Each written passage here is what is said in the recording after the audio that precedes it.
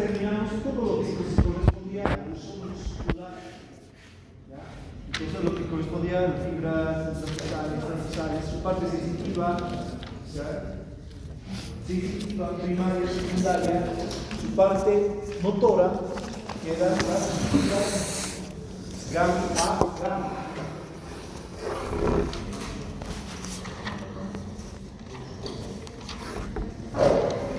Todo lo que es el reflejo miocárdico, el reflejo rotuliano y bueno,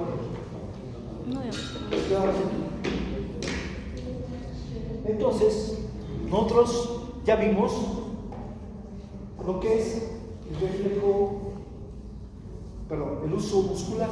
¿Ya? Entonces el uso muscular sobre todo está encargado del tono muscular. ¿Ya?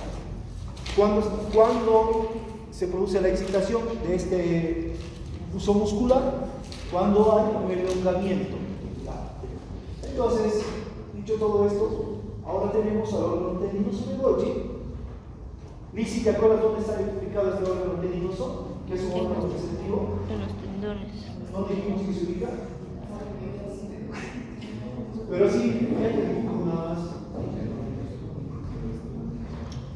A nivel de los tendones. Entonces, estos tendones se van a insertar superficies óseas, ¿ya? Y si le hago un zoom, más o menos así va a estar este órgano tendinoso de Golgi a nivel de las fibras de los tendones. A diferencia, este órgano tendinoso de Golgi, para que sea estimulado, tiene que haber una contracción del músculo.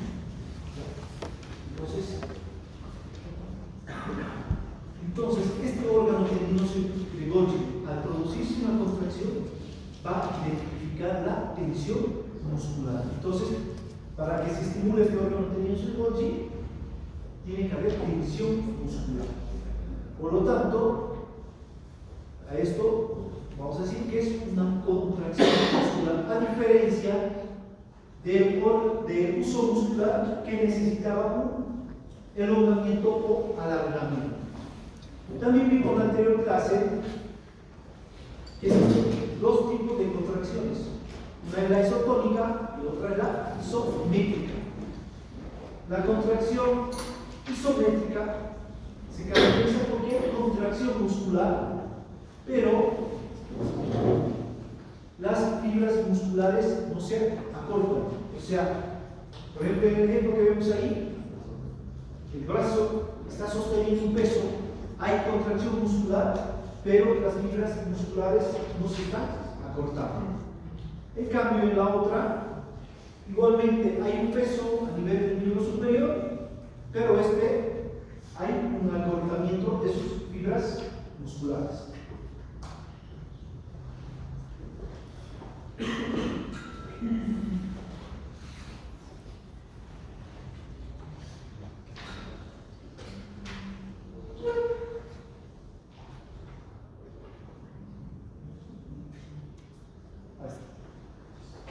Entonces, diferencia entre isométrica y isotónica, que la isométrica no existe acortamiento de las fibras musculares. En cambio, la isotónica, como ven aquí, se contrae el músculo y hay un acortamiento. ¿Ya?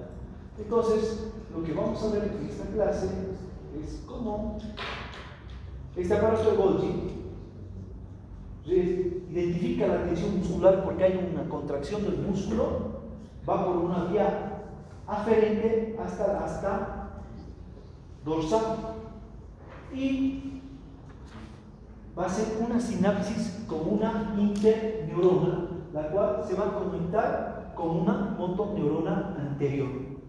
¿Ya? Entonces, y esta motoneurona anterior va a tener un efecto en la fibra muscular.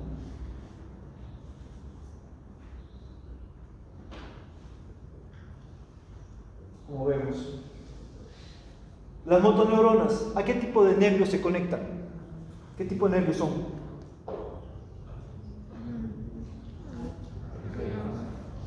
No.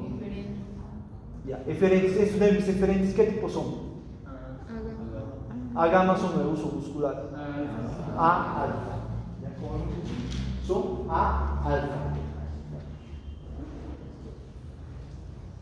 Entonces, transmisión de los impulsos desde el órgano tendinoso Golgi al sistema nervioso. Entonces, aquí que tenemos, tengo mi músculo, tengo mi médula espinal, donde vemos mi ganglio posterior, mis astas posteriores, mi astas anteriores. ¿Ya? Entonces, pero quiero que vean algo importante. Aquí dice motoneurona alfa inhibida. Entonces, aquí lo que se va a producir es una inhibición del músculo. Entonces, ¿cómo explica Guyton que pasa esto? Si ustedes recuerdan, cuando hay estimulación del uso muscular, aparte de las fibras intrafusales, que son las encargadas de mantener el tono muscular, igualmente hay una estimulación de las fibras extrafusales. Estas fibras extrafusales son estimuladas por fibras alfa motoras. Fibras alfa motoras. Entonces va a producir una contracción muscular. ¿Ya? Esta contracción muscular que genera tensión va a estimular al órgano tendinoso de Golgi, como vemos aquí. Entonces este estímulo viaja por esta neurona sensitiva, la cual es de tipo 1B, como vemos aquí en la imagen, y tiene un diámetro de 16 micrómetros o 16 micras. Llega al ganglio posterior, del asta posterior, y ingresa al asta posterior. Y aquí va a ser sinapsis con una interneurona. Pero esta interneurona va a ir a estimular a una motoneurona alfa negativa. ¿Qué quiere decir esto? Que esta motoneurona alfa negativa, como vemos aquí, ¿ya? Antes de esto, perdón. Aparte de hacer sinapsis con esta interneurona, va a hacer sinapsis con los fascículos espinocerebroso dorsal y fascículos espinocerebroso ventral. ¿Ya? Eso lo vamos a ver posteriormente. Estos fascículos espinocerebrosos, como dice, van hacia el cerebelo. Y luego hace sinapsis con una motoneurona alfa inhibitoria. Entonces, esta motoneurona alfa inhibitoria lo que va a hacer es que pare la contracción muscular. ¿Ya? Entonces, es por eso que si se produce un estímulo de contracción, ¿ya?, que aumenta la tensión del órgano, que es detectada por el aumento de la tensión por este órgano tendinoso, esta vía sensitiva, al hacer sinapsis con la interneurona, va a estimular a una motoneurona inhibitoria. ¿Para qué? Para que pase la contracción. Si no pasaría esto, los músculos se estarían contrayendo sin parar. Entonces, ¿qué pasaría? Se produciría una reacción muscular brusca en la médula espinal, capaz de causar una lesión a nivel de las inserciones óseas. Es por eso que gracias a esta motoneurona inhibitoria se produce una reacción de alargamiento. ¿Qué quiere decir? Que la reacción brusca en la médula espinal es capaz de causar relajación instantánea del músculo para evitar el desgarro del músculo o el arrancamiento del tendón en sus inserciones óseas. Entonces, ¿qué vamos a decir con todo esto? Que el reflejo tendinoso de Golgi produce una retroalimentación negativa. Adriano, ¿me puedes decir por qué? Diríamos que se produce una retroalimentación negativa. Resumiendo todo lo que he explicado, ¿por qué crees? ¿El libro dice al final? lo que el órgano tendinoso de Golgi lo que va a producir es una retroalimentación negativa. Se vuelve.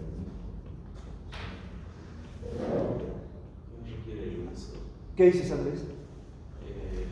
¿Por qué es una retroalimentación negativa? Porque busca cambiar el efecto que está teniendo. ¿Cómo? Porque busca cambiar el efecto que está teniendo. Porque busca cambiar el efecto que está teniendo. A ver, más o menos, a ver, está bien, pero ¿qué más? ¿Por qué es una retroalimentación negativa? ¿Quién quiere cambiar? Porque inhibe la contracción. Ya, ¿sí? Está bien. ¿Quién más puede aportar algo más? Arturo. Primero hay un estímulo positivo, que es la contracción. Entonces, vuelve, es captado por la parte sensitiva, vuelve a la médula, al asta posterior, interneuronas y estimula a una motoneurona negativa. Entonces produce un estímulo negativo para que se inhiba la contracción muscular. Es por eso que el reflejo tendinoso de Golgi es una retroalimentación negativa. ¿Ya? Y se produce otro estímulo negativo para que esta se revierta. Por eso, primero ha habido una contracción, ¿ya? Que es un estímulo positivo.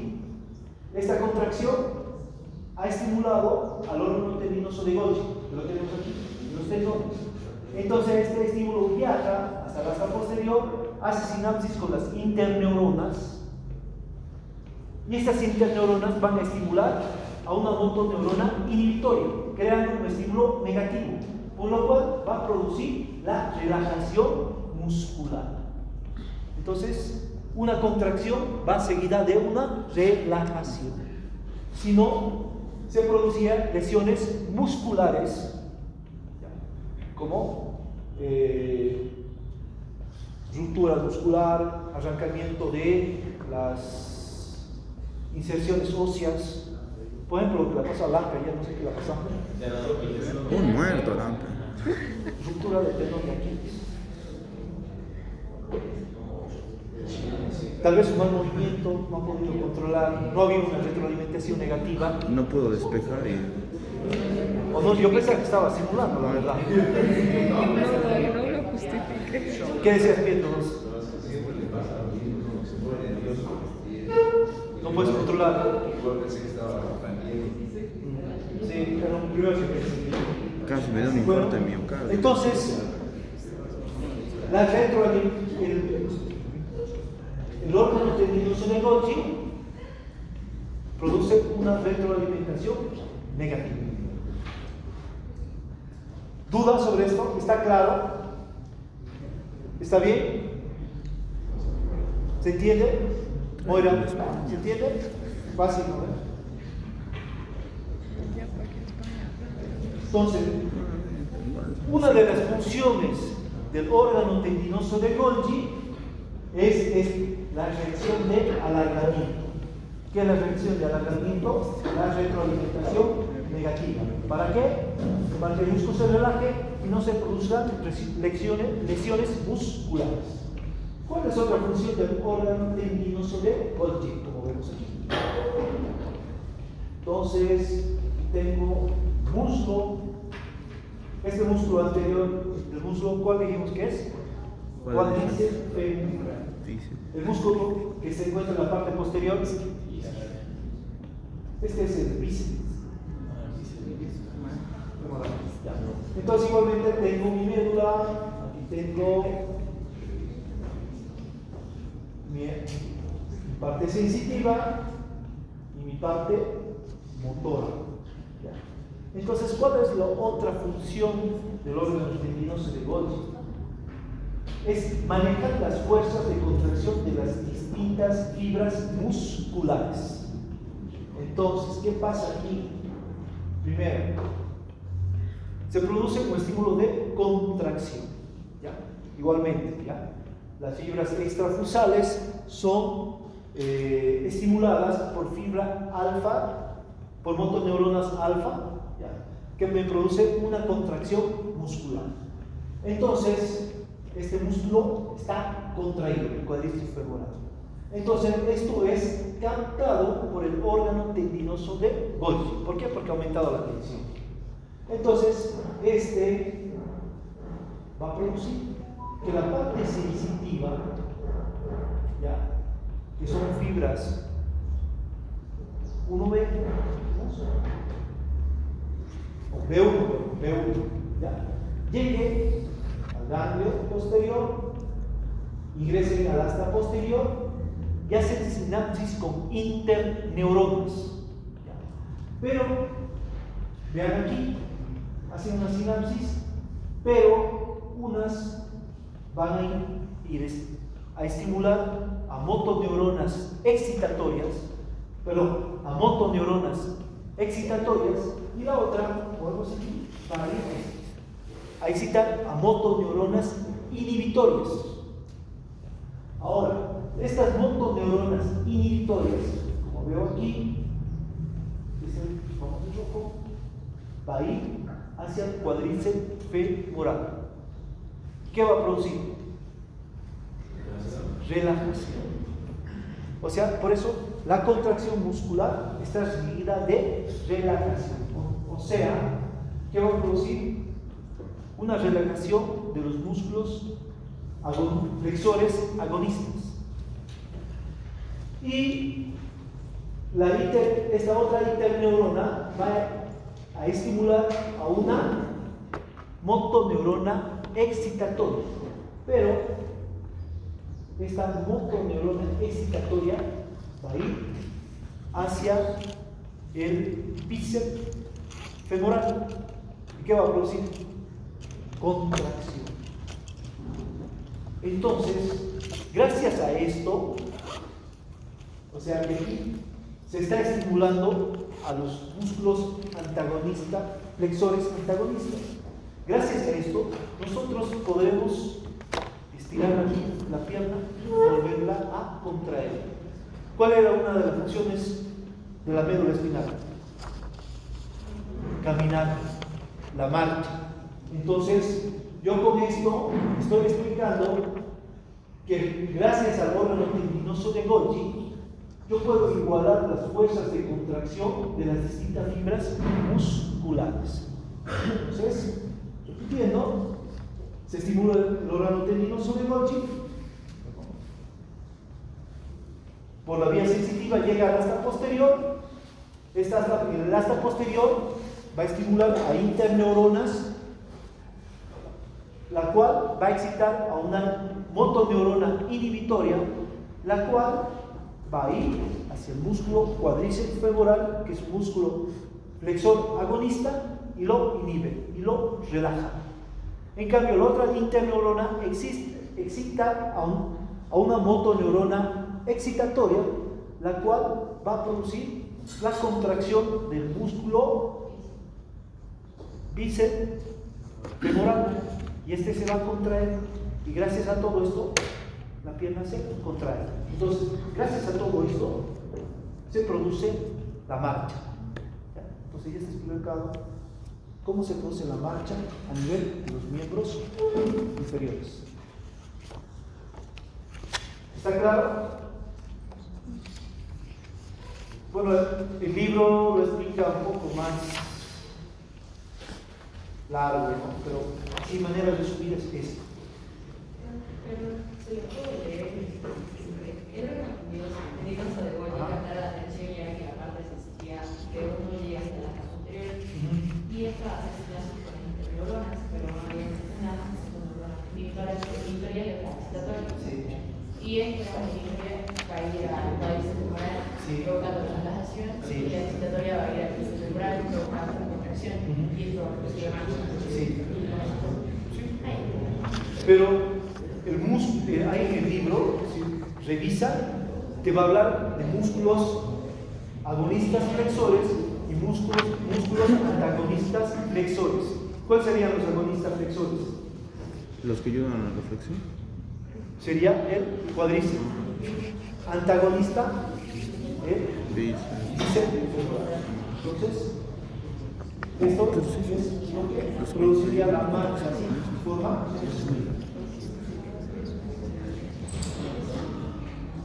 Ahora,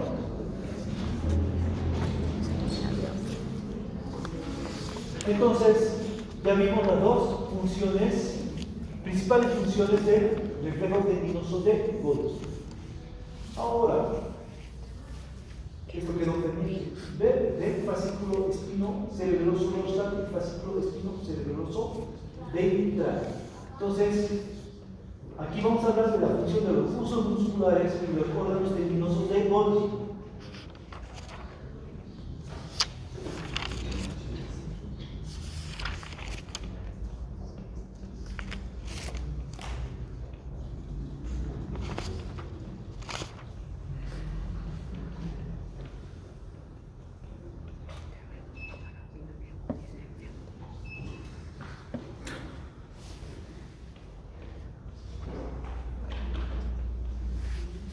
Entonces, en el control motor de los centros cerebrales superiores. Entonces, como vemos aquí, lo que veíamos, ¿no? La parte sensitiva llega al ganglio posterior, ingresa hasta posterior, pero luego aquí va a ser un entrecruzamiento. Entonces, y aquí se va a crear el fascículo espino cerebroso dorsal, que es el 1, y el fascículo espino cerebroso ventral, que es el 2. Entonces, estos dos comienzan a ascender. Entonces, ascienden a una velocidad cuando transmiten un estímulo de 120 metros por segundo. ¿Y hacia dónde van? Van hacia las regiones reticulares, hacia el cerebelo y hacia la corteza motora. Entonces, corteza cerebral. Entonces, todos estos estímulos sensitivos viajan por estos fascículos espino cerebroso dorsal y ventral. Entonces, estos van a ser encargados de la propiocepción. Entonces, ¿qué quiere decir encargados de la propiocepción? Entonces van a informar a los centros superiores, sobre todo a la corteza cerebral, digamos, si estamos sentados, si estamos apoyados sobre algo, ¿ya? Entonces informan sobre la marcha, cuál va a ser el siguiente movimiento.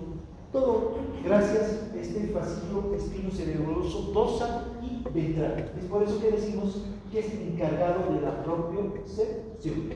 Aparte, entonces resumiendo, vamos a decir que informa a los centros motores superiores sobre los cambios instantáneos que tienen lugar en los músculos.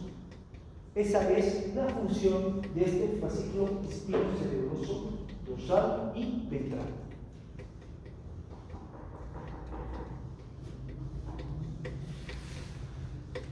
Ahora, quiero que tomen atención a esto.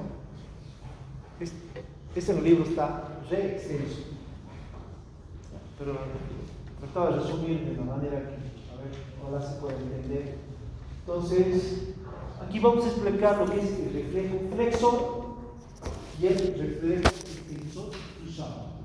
Entonces, aquí tengo yo mi modelo, tengo una mano, un miembro superior, bíceps, tríceps, mi médula espinal, donde tiene su asta posterior, asta anterior, el ganglio posterior, por lo cual la vía sensitiva ingresa al asta posterior. Entonces, este reflejo flexor también se llama reflejo de alargamiento. Otros libros, por ejemplo, cuando lleven dolor, le dicen reflejo de dolor. Entonces, ¿qué pasa aquí? Este reflejo flexor, para que sea activado, el estímulo sensitivo cutáneo de los miembros que hace que los músculos flexores se contraigan, permitiendo retirar la extremidad del objeto estimulador. Entonces, el estímulo sensitivo que va a producir este reflejo flexor hace que los músculos flexores alejen al miembro del objeto estimulado. Entonces, ¿cómo pasa esto?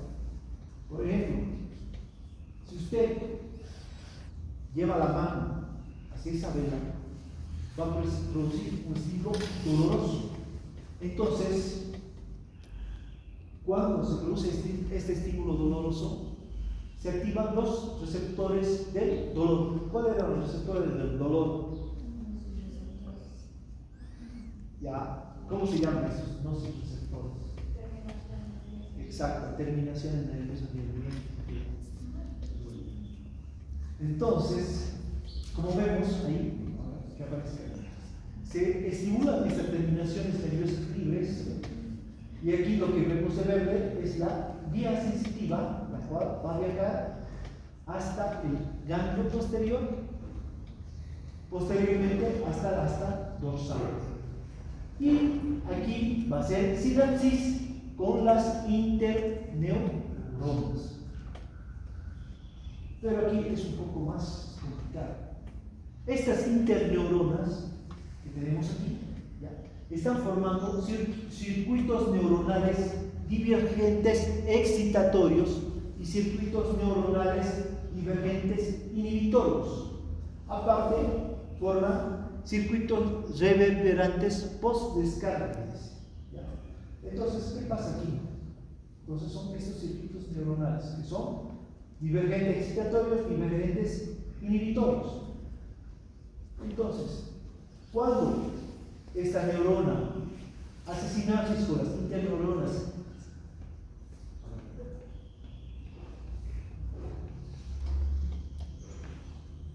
con el circuito neuronal divergente excitatorio, ¿perdón?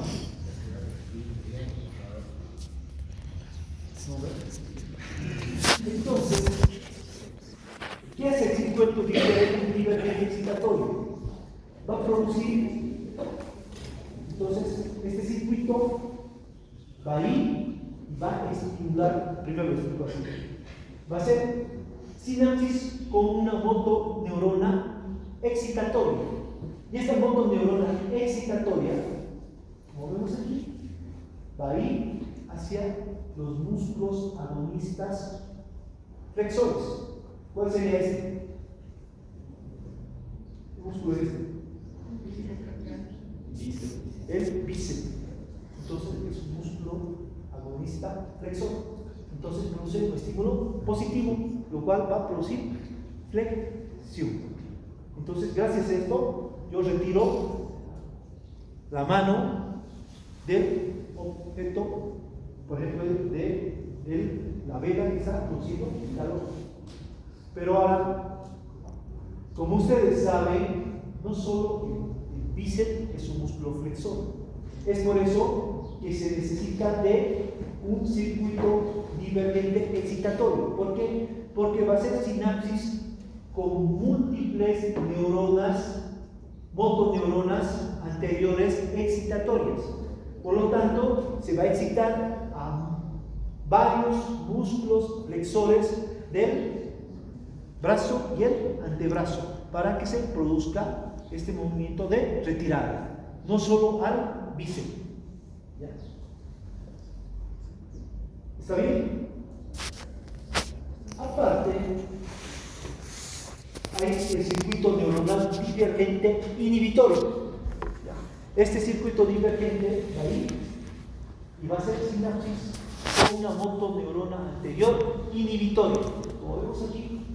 Entonces, va a ir y va a producir un estímulo negativo inhibitorio con ¿qué músculo? El tóraco braquial se encuentra por debajo del bíceps. ¿Cuál sería? Tríceps. Entonces va a inhibir el tríceps. Camila López, ¿por qué va a inhibir el tríceps? ¿Cuál sería la explicación? Porque es no es persona. Entonces, ¿por qué lo inhibe?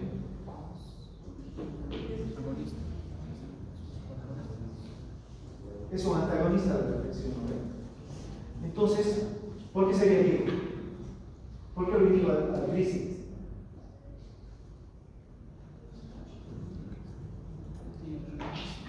¿Qué onda, amigo?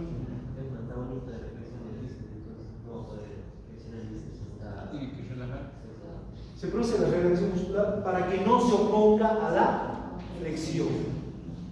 Entonces, pero como son circuitos neuronales inhibitorios, son varias interneuronas que se van a estimular. Estas van a ir a estimular a varias motoneuronas inhibitorias para que produzca relajación de los músculos antagonistas de la flexión. Entonces estos así no se oponen a la flexión del miembro superior. ¿Ya? Entonces esto sería así hablando lo que es el reflejo flexor.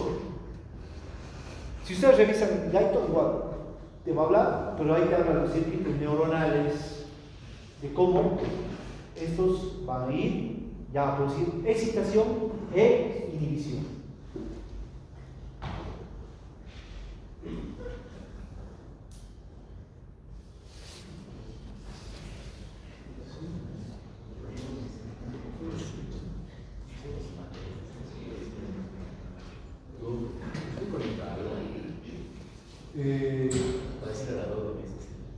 ¿Sabes qué? Me ha dicho que todo es por infrarrojo. Es lo que me ha dicho el técnico. Y todo está conectado. ¿No pasa?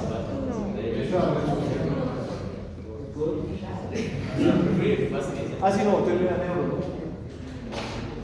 Aparte, hemos hablado de circuitos reverberantes de post-descarga. ¿Quién recuerda que es un circuito reverberante? ¿Kevin? ¿Se acuerda? ¿Perdón? Sí, son encargados de dar retroalimentación positiva. Entonces, ¿qué pasa con este circuito reverberante? Por ejemplo, miren, aquí esta interneurona produce otra sinapsis, ¿ya?, hacia la misma interneurona. Entonces, o sea, que el estímulo positivo o negativo que está viajando vuelve hacia esa misma interneurona. Es por eso que este estímulo, este reflejo flexor, va a durar mayor tiempo. ¿Por qué? Gracias a este circuito reverberante post-descarga. No es que va a hacer esto, entonces vos haces esto y se mantiene el estímulo. Y gracias a que se mantiene el estímulo, a este circuito reverberante post-descarga. Si no, vos retirarías y volverías tu brazo. Gracias a este circuito reverberante, mantienes el estímulo del reflejo flexor. ¿Hay alguna duda sobre el reflejo flexor? Solamente que este circuito reverberante va a mantiene la flexión. Es el encargado de mantener el reflejo flexor, o sea, por más tiempo. Si no, vos harías esto, volverías ese rato. Entonces, gracias a este sistema reverberante, el estímulo se mantiene por más, el reflejo flexor se mantiene por más tiempo. Ahora, contrario a este, existe el reflejo extensor cruzado. Entonces, se ha producido el reflejo flexor. ¿Quién puede describir el reflejo flexor? Yo describo el reflejo extensor cruzado. ¿Quién se anima? Blanca. Así como está el dibujo. ¿Cuál dibujo? ¿Sabes que es más fácil el dibujo? ¿Qué dices? Porque cuando se produce el reflejo flexor, se va a producir también el reflejo extensor cruzado. Los dos se producen al mismo tiempo. Solo que este se está produciendo, por ejemplo, en el brazo derecho y el otro se produce en el brazo izquierdo. Los dos van juntos.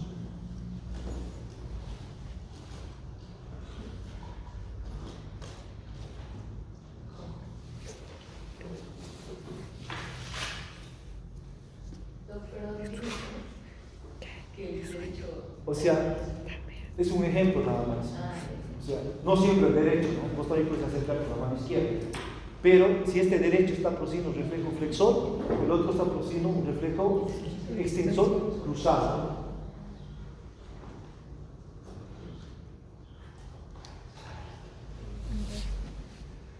Esto sería así. Si hago esto para aquí, para allá.